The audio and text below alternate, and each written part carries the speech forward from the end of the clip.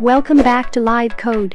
Remember to subscribe to our channel if you would like to be an expert programmer. Let's start now. In this video, we will configure an existing Spring Boot project to use the H2 database. By adding dependencies and configuring the connection, we will also create and insert one table and record. Let's start the implementation. If you don't have the Spring Boot project, please check out our previous video. First, go to pom.xml. Then, add two required dependencies. There are H2 database and Spring Boot JPA. Refresh the Maven repository in IntelliJ. Wait for reloading completed.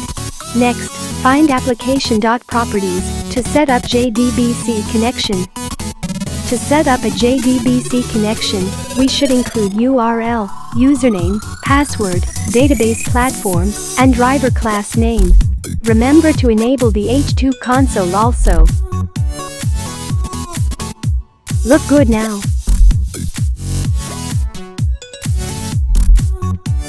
Now, create data.sql file under the resources folder. This file is used to initialize our H2 database. Write some SQL here. We would like to drop the table if exists. Then create a new table called livecode.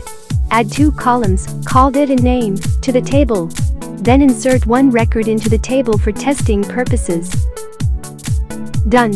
Run the application to see the result now.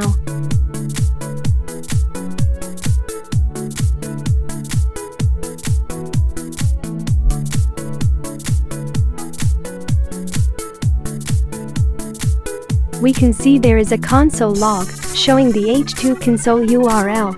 And the server is up and running. Let's try to access the H2 console.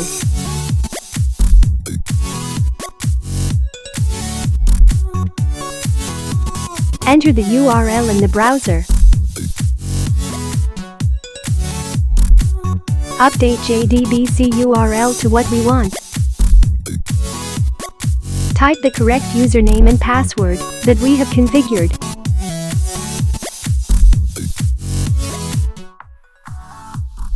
Libcode database has been shown on the left side.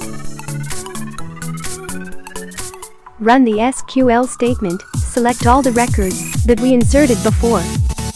Congratulations! Let's have a quick summary. If the video is useful to you, remember to like and share the video. Also subscribe to our channel. See you next time.